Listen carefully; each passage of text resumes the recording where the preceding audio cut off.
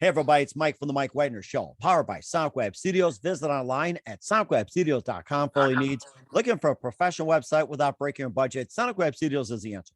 SonicWeb Studios offers fast, affordable custom web designs at below the competition rate.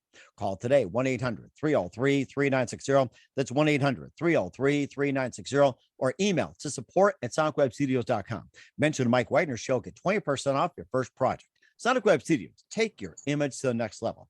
Also, time to give official shout out to our official sponsor of the Mike Wagner Show, international war-ring author Mia Molson-Zia. If you love fast-paced mysteries, you'll love Missing by Mia Molson-Zia, available on Amazon in paperback and ebook. Missing is fast-paced and intriguing with an unforgettable twist. Takes place in 4 countries, 2 strangers, 1 target, where truth is illusion and those you love will be the first go missing. It's available on Amazon in paperback and ebook.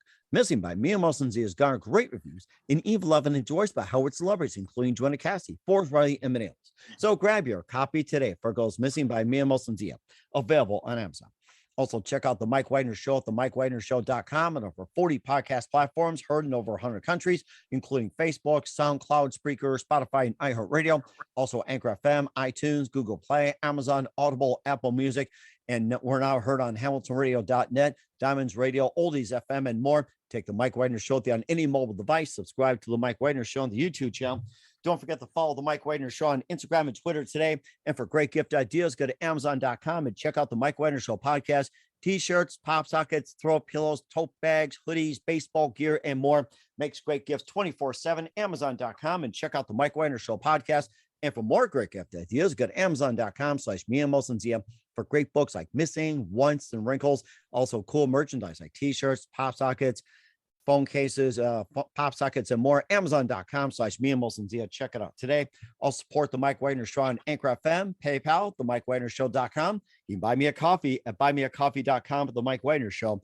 Make sure you do so today.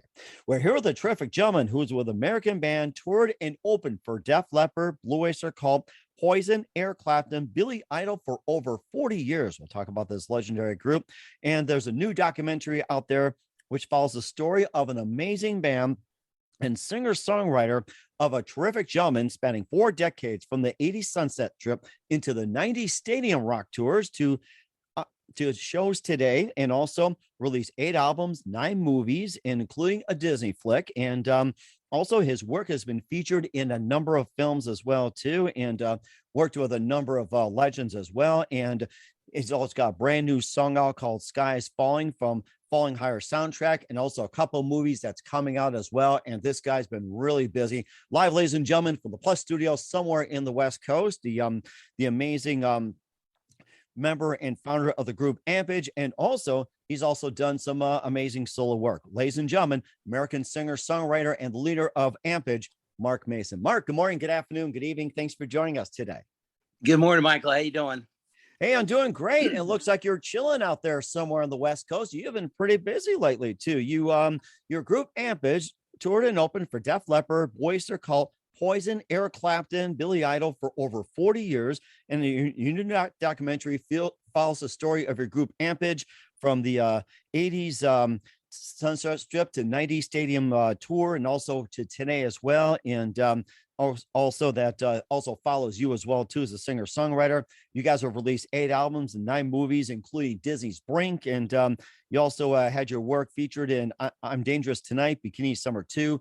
Also, Mortal Fear, and more. You collaborate with Tommy Shaw, some Styx, and songwriter Wes Arkin from Guns N' Roses. You had a number of releases, and you've got some works too, including the song Sky is Falling from the Falling Higher soundtrack. Also, an upcoming movie in 2021. You guys been really at it as well too. You're very just basically just hard working. Before getting to all that, Mark, tell us how you first got started. My dad was a guitarist and guitar teacher in Pasadena. My mom was a creative writing teacher. So if you put them together, you get songwriter, musician. So. Too natural, isn't it? Yeah. So I could do one thing and make them both happy. So. Mm-hmm. And of course, what was that one precise moment that simply influenced you into what you're doing for the rest of your career? Well, funny enough, I used to do sports. I was a runner, and I wanted to go to the Olympics, and I kept getting injured, and I'd have to get surgeries. I'd have to learn how to walk again. And by the 3rd time I had to learn how to walk again, I was like, all right, where's my guitar? I think I'm gonna be a rock star. It's like, forget it. But yeah, we did shows back in elementary school. We had a band. And I just loved it from day one. I loved songwriting, and I love performing. So those are my two passions. Interesting. And who are some of your favorite singers, songwriters, and musicians growing up? I'm sorry, I didn't hear that. I said, who are some of your favorite singers, songwriters, and musicians growing up? Dad would always be playing Creedence Clearwater Revival, Bachman Turner Overdrive, and actually we just did a show with Randy Bachman. Wow. Of course, Beatles and Stones and Mott the Hoople, Sweet, just pretty much everything. So I just love all kinds of musics. And if you listen to my albums over the years, there's a lot of different, it varies from album to album. It's not, some bands they'll maybe get a hit album in their 80s and it'll be like this metal, great metal album or something, and then the rest of their albums are all metal sounding, and we're kind of different that way. Where yes, we had an 80s album that was a metal album, and then in the 90s we brought in some alternative guitarists and keyboard players and did a couple albums like that. Just a lot of different guys. We brought in Earl Slick from Lennon and McCartney, from Lennon and David Bowie. He was with the band for about a year, and it just varies. Rick Allen from Def Leppard, he played on a couple of our albums and did some shows with us also, and of course we opened up for them, so that was great. That's rather interesting as well, too. And of all the bands that you opened for, which band you really enjoyed opening up for, and why? I'd say Def Leppard for sure. We were on tour, and we were supposed to open up for them, and we were supposed to be in Puerto Rico opening up for them, and we got stuck in a snowstorm in Albuquerque. Oh no! And, yeah, so we're on the tour bus, and I mean, just thousands of cars. I never seen anything like it. I didn't know this stuff existed. I'm not from the snow, so we were just sitting there with thousands of other cars trapped, and people knocking on the tour bus, asking if they use the bathroom, and things like that. And by the time we got dug out, the highway patrol there got us out and got us to the Dallas airport, and we flew to Puerto Rico. We were there probably 2 hours before we were supposed to go on stage. Wow. And Def Leppard, they sent their tour manager, picked us up. We couldn't bring any of our equipment because it was back at the bus. And they're like, just use our equipment, So, they got 18 Marshall stacks and they've got everything. So, and you got to understand, most bands that you're opening up for don't like you to even be on the same stage as them, let alone using their equipment. And so Def Leppard, those guys are probably the nicest, best hosts, and just, great musicians, songwriters for sure. But it was just great. It was so much fun, and their audience was awesome. And it was great. The Puerto Rican people are awesome. It was about a 20,000 seater that night. So it was just great. It was a great experience. And it sounded like it as well, too. And of course, you also had your own music. We'll talk about that along with your upcoming, projects as well, too. But first, to listen to the Mike Wagner Show at the MikeWagnerShow.com, powered by Sonic Web Studios. Visit online at SonicWebStudios.com for all your needs. Looking at a professional website without breaking your budget, Sonic Web Studios is the answer. Sonic Web Studios offers fast, affordable custom web designs that blow the competition away. Call today, 1-800-303-3960. That's 1-800-303-3960. Or email to support@SonicWebStudios.com. Mention Mike Wagner Show, get 20% off your first project. Sonic Web Studios, take your image to the next level. Also, time to give official shout out to our official sponsor of the Mike Wagner Show, international warring author Mia Molson-Zia. If you love fast-paced mysteries, you'll love Missing by Mia Molson-Zia, available on Amazon in paperback and ebook. Missing is fast-paced and intriguing with an unforgettable twist. Takes place in 4 countries, 2 strangers, 1 target, where truth is illusioned and those you love will be the first go missing. It's available on Amazon in paperback and ebook. Missing by Mia Molson-Zia has garnered great reviews and even loved and enjoyed by Howard celebrities, including Joanna Cassie, Forbes Riley, and many others. So grab your copy today for it goes Missing by Mia Molson-Zia, available on Amazon. Also, check out the Mike Wagner Show at themikewagnershow.com on over 40 podcast platforms, heard in over 100 countries. Take the Mike Wagner Show with you on any mobile device. Subscribe to the Mike Wagner Show on the YouTube channel. Follow the Mike Wagner Show on Instagram and Twitter today. And for great gift ideas, go to Amazon.com and check out the Mike Wagner Show podcast. And for more great gift ideas, go to Amazon.com/Mia for great books like Missing, Once, and Wrinkles, also cool merchandise and more. Amazon.com/Mia. Check it out today. I'll support the Mike Wagner Show on Anchor FM, PayPal, themikewagnershow.com. You can buy me a coffee at buymeacoffee.com for the Mike Wagner Show. Make sure you do so today. We're here with the amazing singer, songwriter, and leader of Ampage, Mark Mason, here on the Mike Wagner Show. We talked about how his band toured over 40 years, opening for Def Leppard, Blue Oyster Cult, Poison, Eric Clapton, Billy Idol, and more.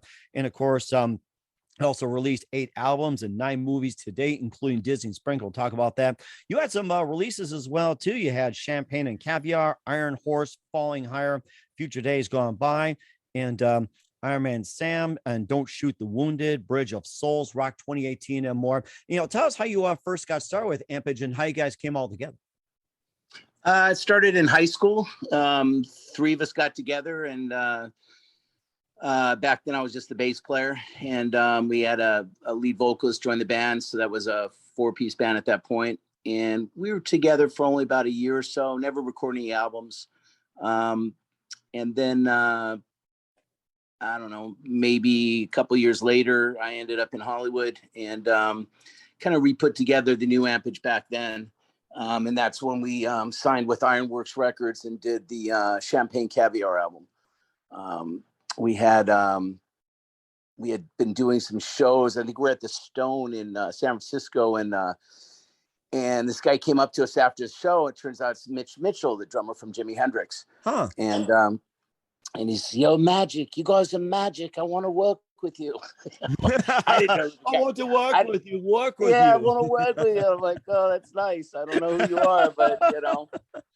But my drummer knew who he was, and my drummer was just like, oh my God. So we ended up partying with them that night. We went back to our hotel room, and then we got kicked out of our hotel room, which wasn't unusual at the time. What the heck did you do that pissed them off? I guess that's a question. It was the 80s, baby. So anyways, Mitch put us up at his hotel for the whole band, you know, took care of all of it. And we hung with him for a few days. Then he came down to Hollywood and stayed with us and helped us work on the new album. And it was great. It's a really nice guy. And it was a lot of fun. It was great. Mm-hmm. And you had mentioned about Champagne and Caviar and some of your other works. You also had Rolling Dogs of Thunder, Don't Shoot the Wounded. And tell us about some of the albums you put out and what inspired you to write them. Yeah, I mean, for singles like Rolling Dogs of Thunder, I had some surgery done. I was in bed for about 6 months recovering. So I started watching Sons of Anarchy.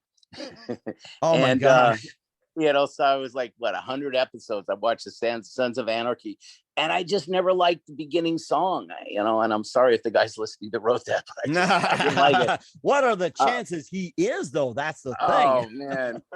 So anyways, I just thought I'd try and write something, you know, and so I wrote a song about a fictitious motorcycle club, and I call them Rolling Dogs of Thunder, and, you know, and that's kind of where that song came from. When we were shooting the music video for that up in Point Arena, we had the drones going, and a lot of the local motorcycle riders, you know, wanted to be in the video. So after we were done shooting the video, they were like, dude, this should be like a real club.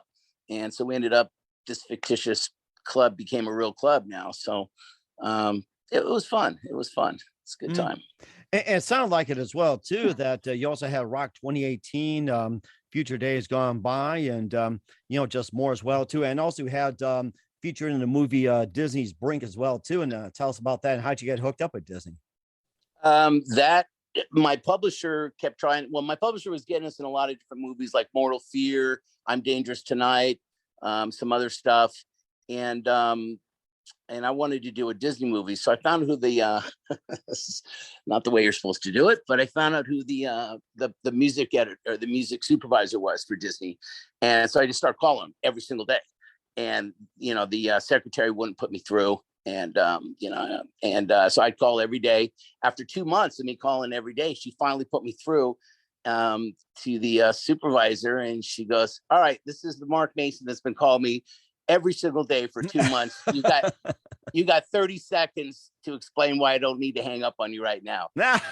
And I just said, I work with a lot of musicians, some pretty well known, some not. And we write songs, I like to write the songs for the movie, because usually, at least back then, it was the record companies were pitching their songs from their bands or their albums for a specific movie. And we were kind of doing the opposite. We were actually writing the song for the movie and bringing in the right musicians to give it that vibe. And so she goes, "All right, let me give you a shot. We're working on a movie called Brink." And so I asked what the soundtrack, I said, "What's the temp track you used in this particular scene?" So she tells me the name of the song, and I counted out the beats per minute and started with that, and then basically wrote the whole Brink song around that. And I was there at the studio when they put the song into the movie, and it was like the editors were like, "Oh God, it just fits in there so naturally." Nice. And I was just laughing because of course it does, because when they shot the scene, they had the temp music going, and we got the exact beats per minute. So the people, whether the actors know it or not, they're kind of moving to that song. So anyways, that was kind of our little trick of the trade. And it went really well. They ended up using it for the movie. They also used it for the trailer. And they brought me down there. I got to meet everybody at Disney, and it was pretty awesome. It was pretty cool. And certainly no Mickey Mouse feet. I have to say that. No Mickey Mouse feet. No, and actually, what was really cool was at the when our song's playing at the end of the movie. I think after they say their last word, then our song comes right in, and they've got the original 1940s Mickey Mouse dancing to our song, which I just thought was cool as hell. So. Oh my gosh. Yeah. It's like, who would have thought Mickey Mouse from the 1940s dancing to your song? I would love that. That Might was as well classic. put in Steamboat Willie or Donald Duck from the 50s or something when Goofy was first drawn. You might as well put them in. Absolutely. Make it a band. Oh, there you go. Yes. And there's a lot I can just go off of it. And you also did your own movies as well, too. And you got Falling Higher as well, too, to go with the song Sky is Falling. And tell us more about Falling Higher, speaking of films. So Falling Higher is a documentary. We've been doing Ampage for 40 years, basically. And I've got I have like all the videos from the 80s and 90s, Sunset Strip days, all the crazy stuff we did. And so I found a documentary guy that I liked and asked him if he'd be interested. His name is Colin Felger. And I basically gave him 900 hours worth of footage from 40 years of Ampage. Yeah. And the poor guy had to sit through all of it and then kind of put together a story from that. It was 40 years of Ampage. It was the 80s Sunset Strip. It was the 90s when there's just a lot of going on. We were signed in 97. We signed with Higher Source Records. And that we were probably about a week from heading out on tour, and those people killed themselves down in San Diego. Oh, no. The Heaven's Gate cult, right? Well, their subsidiary company for Heaven's Gate was Higher Source. So next thing you know, we got the news media just surrounding our office and our company and our band, and thinking we're part of this, this cult.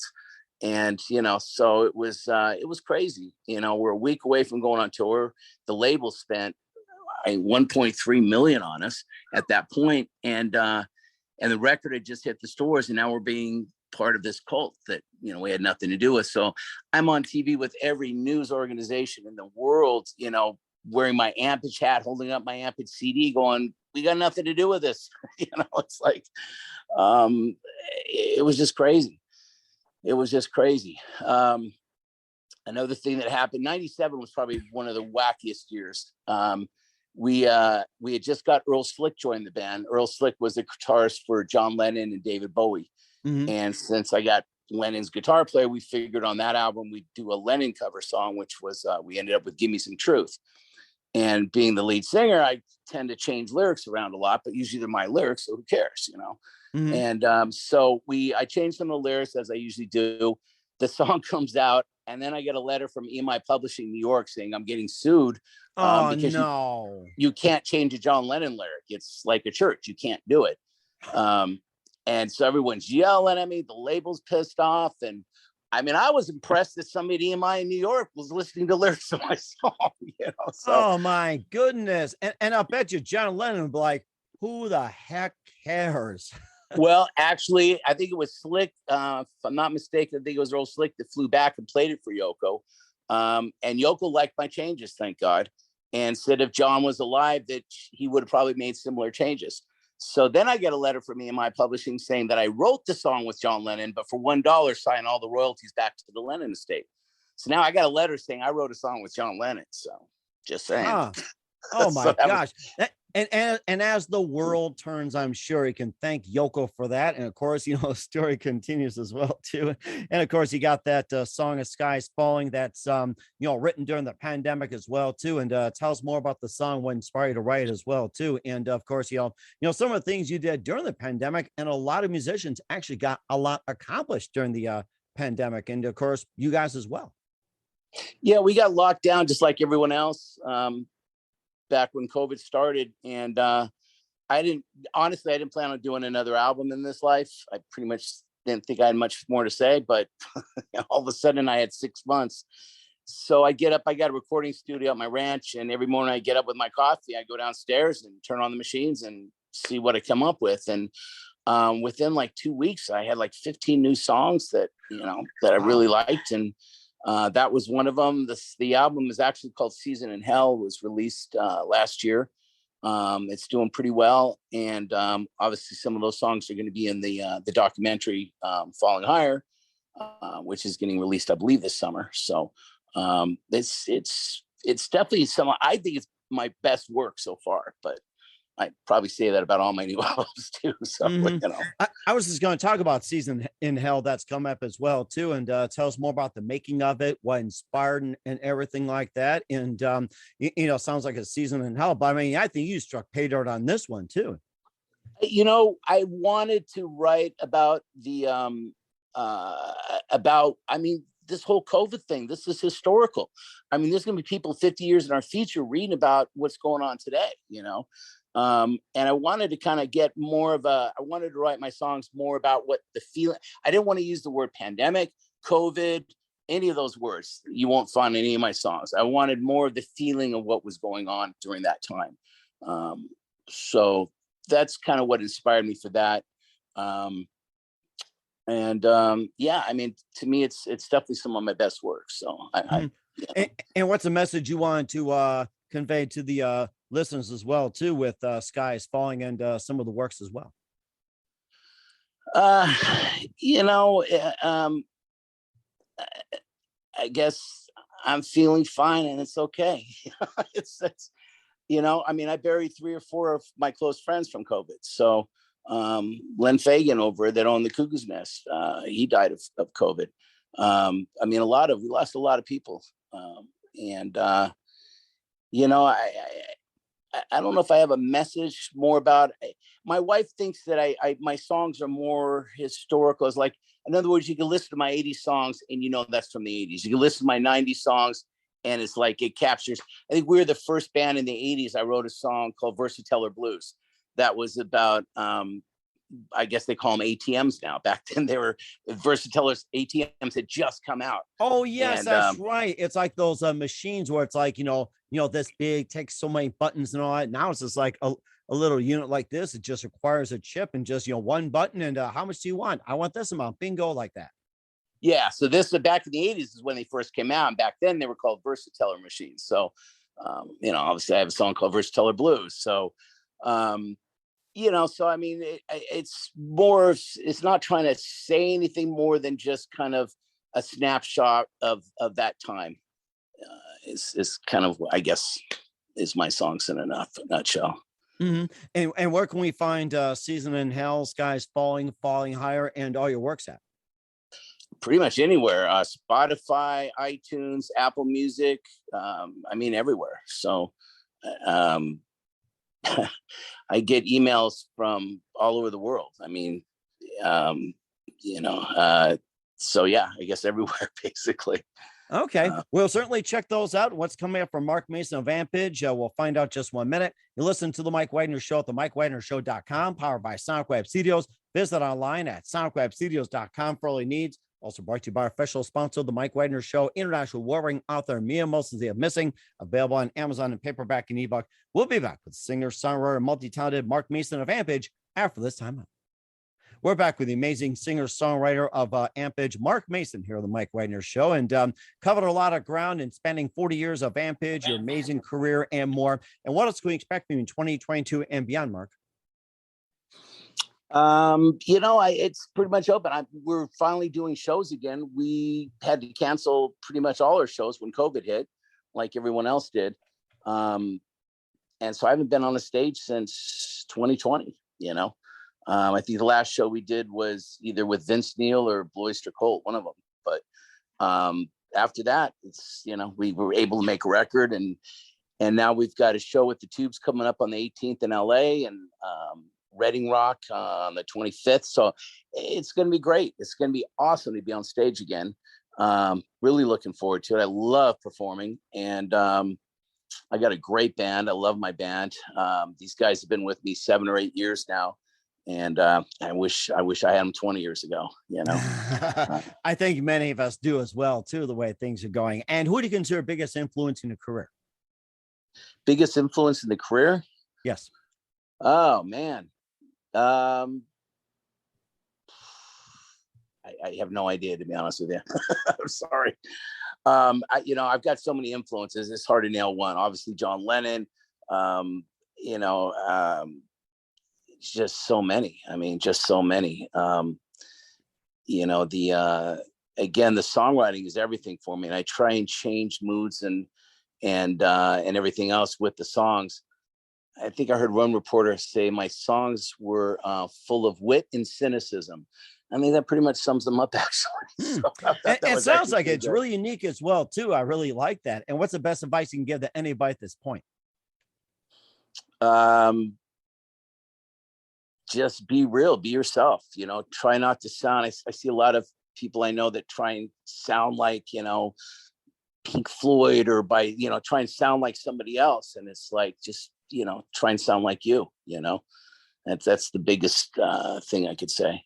Mm-hmm. And certainly a good point as well, too. Once again, we're singer, songwriter, multi-talented Mark Mason of Ampage here on the Mike Wagner Show. Mark, a very big thank you for your time. You've been absolutely fantastic. Looking forward to having you again soon. Make sure you keep us up to date, keep in touch. Love to have you back. And once again, tell us about your upcoming projects. What's your website? How do people contact you? Where can people purchase, check out your works, and especially Sky is Falling, Falling Higher, Season in Hell, and more? Well, first off, you can start off on going to our website is ampage.com. And that's got contact info. And like I said, I mean, I get emails from kids all around the world. The movie's supposed to be out this summer. Really, really excited about that. I actually just watched the final cut today, actually this morning. So that was interesting. It's weird when it's kind of about you and you kind of relive it all. So it's interesting to watch. The Season of Hell album is doing really good, and I guess we're talking about maybe doing another album too. So just a lot of things going, but definitely want to get more shows going. Sounds good. We're looking forward to it. Once again, Mark, a very big thank you for your time. You've been absolutely amazing. Looking forward to having you again soon. Make sure you keep us up to date, keep in touch. Love to have you back. We wish you all best, and you've got a great future ahead of you. Thank you, Michael. Appreciate it.